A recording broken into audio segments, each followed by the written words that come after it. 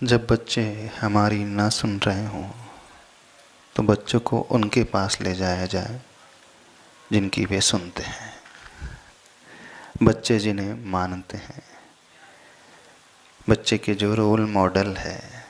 कई बार होता है माता पिता की वो नहीं मानते, गुरु के पास आकर के वो एक्सेप्ट कर भी लेते हैं, तो आप ऐसे व्यक्ति के पास उन्हें लेकर के जाएं। दूसरी बात, ठीक है अब आपसे गलती हो चुकी है तो बच्चों को साथ में ये भी दिखाएं, विजुलाइज कराएं कि आने वाले 3 साल के बाद तुम्हारी स्थिति क्या हो जाएगी।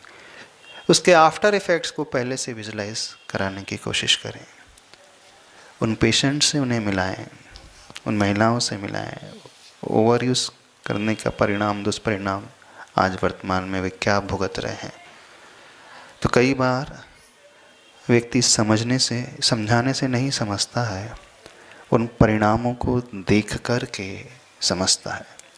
जैन शास्त्रों में एक बात आती है, जितने भी जीव साधु मार्ग को अपना लेते हैं, वैराग्य को अपना लेते हैं, अथवा आप लोग गलत रास्ते पर नहीं चलते, तो क्यों नहीं चलते? क्योंकि आपने आफ्टर इफेक्ट को पहले से विजुलाइज किया है। साधु इस कारण बन जाते हैं कि नरक में जाना पड़ेगा, वहाँ संसार के जो दुख हैं, नरकों के जो दुख हैं, आज गलत करेंगे तो उसका फल कैसा होगा, तो उस फल को देख करके, अर्थात नरक पतन से भीत हुए हैं, जागृत मति है मथित हुए। नरकों के दुखों से, चारों गतियों के दुखों से वो डर करके इस मार्ग को, वैराग्य के मार्ग को जागृत मति होते ही एक्सेप्ट कर लेते हैं। तो कई बार उपदेश से वे नहीं समझते, आफ्टर इफेक्ट्स को बताने से अथवा उसका विजुलाइजेशन करने से बहुत आसानी से समझा जा सकता है। तीसरी बात, ये तो हो गया भय का। अब नहीं यूज़ करने के अथवा कम यूज़ करने के बेनिफिट्स क्या है, उन्हें ये भी समझाए साइमल्टेनियसली। उसके प्रोज एंड कॉन्स, इनका एनालिसिस कराएं, तो हो सकता है ये बच्चे समझ जाए। क्योंकि अब वो इस फेज़ में आ चुके हैं, जैसे कहा जाता है एडिक्शन लग चुका है, इन्हें लत लग चुकी है। तो उस लत को छुड़ाने का तो उपाय ऐसा ही है, इससे कोई अच्छी लत उसे दे दी जाए, है ना।